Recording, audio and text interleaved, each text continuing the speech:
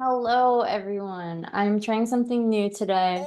I did a little interview with my good friend Suanne. Thank you, Suanne, for being willing to share your experience. I talk about Suanne often in my classes because she is such an inspiration to me. I thought it would be nice for you to hear from her words her interpretation of Qigong and why we practice. She is 70 years old. She lives in California and her address is. Huh? But yeah, she just had her birthday. She just turned 70. I loved having this conversation with her. She has so many unique and wonderful insights. So I hope you enjoy. Thank you.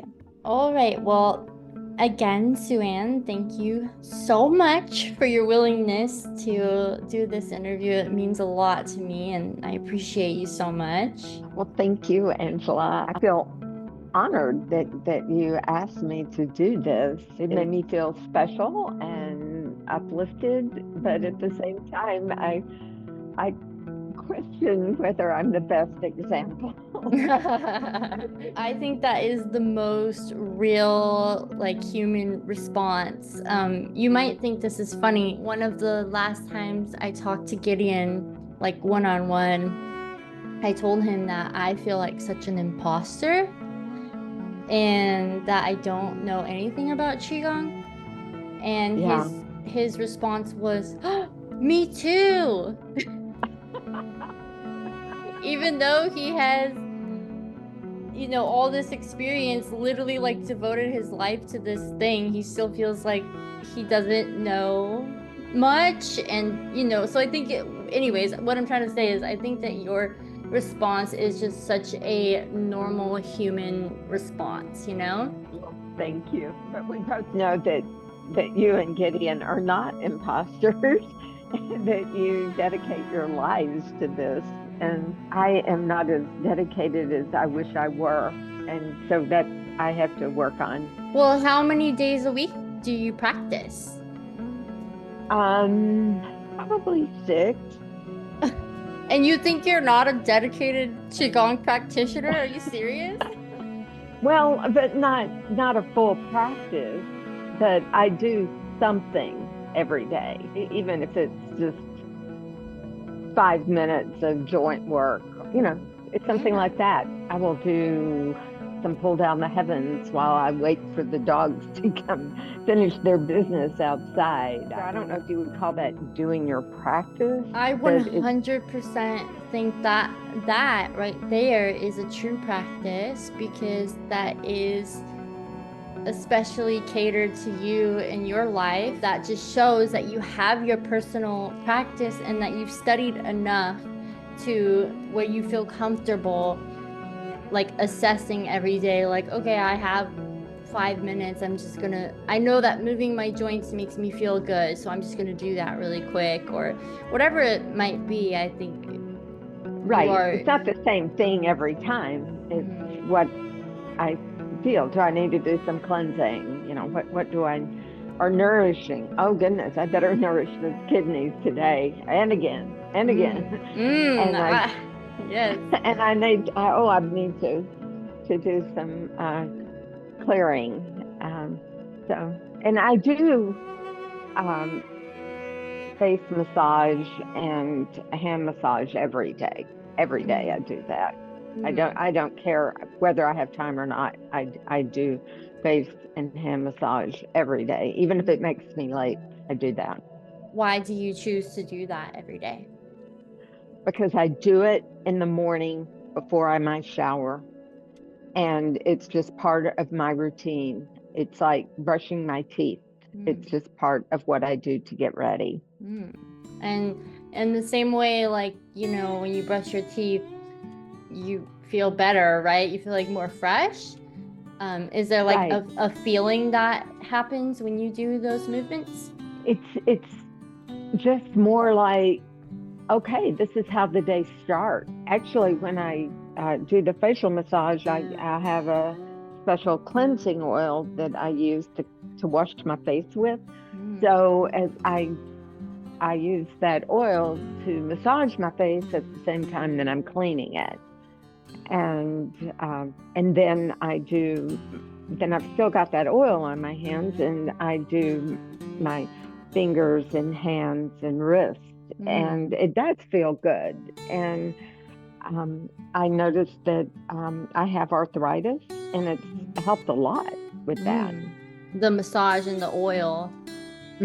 Wow. Right. That's major. That's huge, because I think sometimes it's hard for people to be open to something like yoga because of the planks or downward dogs, and if they have arthritis in their wrists, you know, it's understandable that they don't want to put that pressure on the wrists. Right. One of the advantages of being of a certain age is that I really am not as self-conscious as I once was. And so if I'm in a class and they're doing something that is not comfortable for me, that hurts, I just don't do it. And I will try to modify. I might even do an entirely different exercise. Yesterday, I was in Gideon's class, and he had what I would consider a very gentle class, but I was getting tired, starting to do T-side bending, and I was just like, I really need to sit. I've been standing too long. Yeah. So I got my chair, and I just sat on the edge of it. When you do T-side bending, your legs, your feet are about hip width or just a little bit more apart. And so I did that while I was sitting on the edge of the chair. But then when I would go, say, to my left side, I would extend my right leg and get that stretch in my right side. So you're doing it. You're doing it just as efficiently. It's just looks different than like maybe the majority of people are doing it, but you're still doing it like efficiently for your body, like in a supportive way for your body.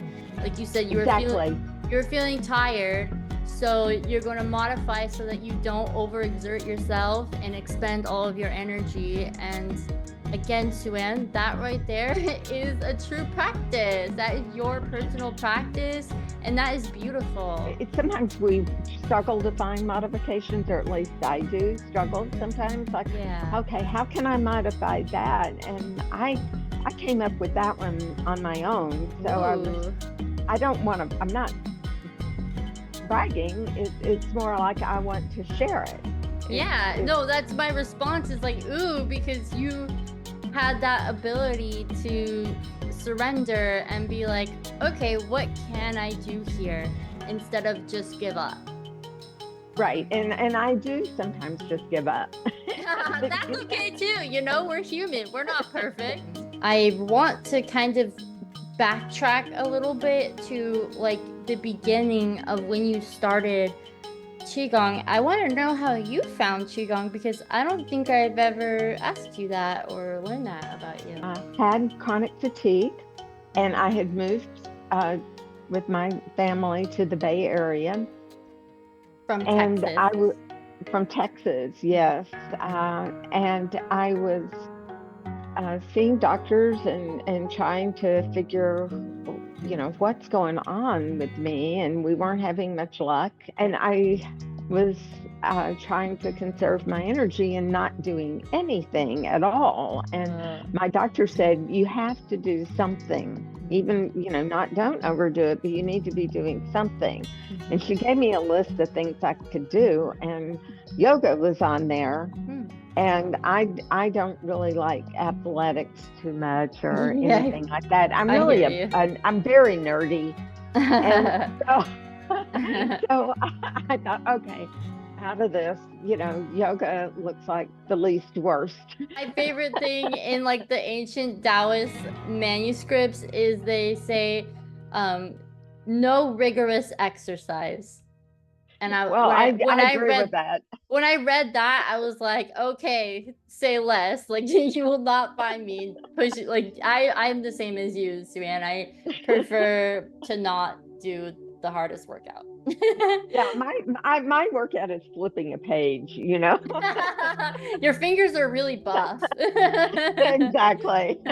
That's awesome. I went to one studio and uh, I just didn't feel comfortable there. It wasn't me because I don't have the yoga body, and I'm not, and I was completely out of shape. The neighbor asked me to go and said, "It's a beginner class. You'll be fine." Oh. And it was full of people, and she Mm. got a space that was like in the center of the room, and the Mm. mats were really close, and it was a flow class, Mm. and they were doing. I didn't know the exercises because Mm. I had done some yoga years ago, but I wasn't proficient. Yeah. And so when they were up, I was down. And then when I was, it was just, I couldn't do it. And That's overwhelming. That's a lot. There was a lot of factors in there, not just like the physical aspect, but it sounds like the energy of the class in the room, it's just like yeah, a lot. everybody in there was fit and in their little outfits. And I, and, I had on some sweats and a t-shirt. And I, Mm. and afterward, I was waiting for my friend. She was talking to someone, and someone walked up to me because I was just, okay, what am I going to do while I wait? I'll just look through these clothes here. Mm. And somebody said, "Oh, you look fine. Don't worry." Ah, My daughter found out online about Breathe Together Yoga. And ah, so I went there, and I just felt okay. When I walked in the door, I felt instantly. okay. And I was wearing the exact same outfit Mm. that I'd worn to the Oh. other place. Didn't get any comments at all Oh. that were Mm. negative. It Mm. was just Mm. everything was like, oh, good vibes. Mm. And one of the classes, somebody told me about the Tai Chi class that Gideon Enns Mm. was teaching. Mm. And I took that. And of course, I didn't know anything in there Mm. at all. I remember uh, Janice uh, saying, "It's okay. We've been doing this for years. It's okay. It's Mm. okay." And she would keep reassuring me Mm. every week, and so would Mm. other people there. It's okay. It takes a Mm. lot to learn this. It's hard. That melts my heart. That's so sweet. Yeah, yeah. And so it was just, I felt okay. And that class was not where you get up and get down. It was all Yeah. standing. There That. were also chairs. So because I did not have much energy and I couldn't always stand up for the whole time, Mm. especially in the beginning, I couldn't stand up for an hour. And I would Mm. sit. Gideon would say how to modify things. And Mm. so, and then I took the Qigong classes from him, and just kept at it. Well, and there were other classes too. I can't name every teacher that's amazing there. Yeah, And, Breeze is just a solid yoga studio. and I consider the tea house part of that too, Yeah. because it's so nurturing. And I feel Mm. just when I'm not going in person right now because I'm trying to conserve my energy, but soon I'll be back. And it's Mm. so nurturing to go there and Mm. hang out and get a delicious cup of, uh, chai soy latte and Yeah, and the um, community or aspect of almond it. milk. Yes, the community aspect of it and the Yeah. beautiful art that's rotating through Mm. there. And you know, the temptations there with the pretty jewelry and Oh, stuff. so pretty. I know. Yeah, so it sounds like there are a lot of layers that helped you um release a lot of Yeah, old stuff, not just the Qigong, but also a little bit of therapeutic yoga and the community aspect and the supportive people in the class who kept telling you like it's okay, and of course the support from the teacher too. um exactly. mm, And then I've taken several Qigong trainings with Gideon. mm, And I learn something new every time, and I'm not the best student either. Wait, what do you So, mean? Like student, like school student, like, well, I've had several traumatic brain injuries, and oh, I can remember better now. And I mm-hmm. think that the Qigong actually has helped a lot with that. Mm, And Gideon kept telling me, it will get better. It will get mm, better. oh. And it has, you know. When you started Qigong, what were the biggest challenges for you in like Um, staying consistent with your practice or like showing up? I do have a good bit of willpower. Mm. And um, some people call it, say I'm stubborn. Um, so I said that I was going to do it. So I did it. Mm. That's really beautiful. It's because like for this, you were like committed to your health. So Right. how I was wanting to do what if this I'm gonna at least try to see if it will help. And then I found out that I enjoyed it and loved it in mm. addition to it helping my health. It kind of became I don't know, a new way of life.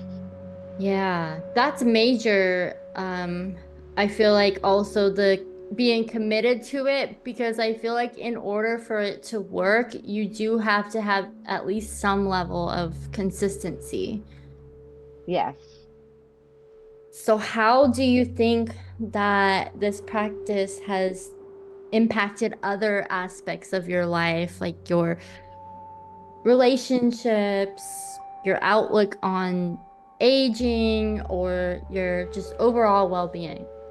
I feel younger than Mm, I did when I started, actually. mm, I started in 2017, in mhm. April of 2017, until I had this setback with the chronic fatigue. Yeah. You know, I feel younger. I feel like I've met some really wonderful people Mm. through doing this, like yourself, and Aw. I count you as one of them. Yeah, I And love talking to you, and I'm so grateful to have you in my life. oh, thank you. I feel like we learn a lot with Qigong and yoga and meditation because I've also taken meditation classes with Jennifer Prue that are so important to me. Mm. I've taken some of her courses, and then I do her Mm. Tuesday, Thursday morning classes consistently. Her meditation that's free and online, right? That one, Right. the Yeah, it's community one, yeah, that's really community cool. based, donation based. Mm. And I feel like it has helped me become a better person. Doing, for example, a gratitude practice helps. Mm-hmm. Meditation that I learned from her on loving kindness that I did for years every day, and now I still do it, but not every day. I'll mix it up with some other things too. Mm. Uh, but I feel like it helped me to become more a better human. Hmm. Yeah, it sounds And like it was like a bridge into lots of other things too. right, Like to the meditation and to the people and the community and the other teachers and like you said, all of these layers. Because not just right. one thing is going to be what you need, you know? It's like there's lots of things that we could benefit from as humans. All these Well, layers. exactly. I'm a Unitarian Universalist, and we believe that um, we're all interconnected, that Mhm. what I do impacts everyone else, and what everyone else does impacts me. So it's important to do your best and to pause and think loving kindness. And Mm. if you're stuck in traffic and you're going, oh, I'm going to be late or whatever, realize I don't have any control over this. Mm. So I can either be upset or I can maybe be do a gratitude practice. I can be thankful that I have a car and Yeah. have I will get there, that I am safe, that I Yeah. have I have shelter, I have family, I have friends, I have so much to be feel gratitude for. So what if I'm 5 minutes late somewhere because I got caught up in traffic? People won't understand. It's okay. Yes, I agree. I think that is such a necessary and healthy outlook. I have one more question for you before we wrap it up that I really want to ask. What advice would you give to someone who feels they are too old or set in their ways? Like maybe they think they're not flexible enough or not young enough to try something new like Qigong. You will only decline more if you Mm, don't make a change. And making a change, such with as with yoga or qigong, will help you with your flexibility. It will help you with your ability to prevent falls. It will help your balance.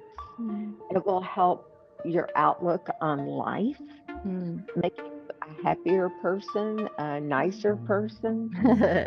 I truly believe that unless we have some severe mental health disorder, that most of us really want to be good people and to do well and to be kind. I And agree. but sometimes we have not had good role modeling for that. Right. And you will find good role modeling for that at a yoga studio usually. Oh, And from studying these practices, it will brighten your outlook, help you to want to look forward to the day, hmm. and to help others. That's amazing. That's beautiful. Thank you. And we're literally down to our last minute. So I just want to thank you so much for your time, Suanne, and just thank you for being you. I appreciate Oh, you. well, thank you, Angel. I hope I did okay. You did amazing.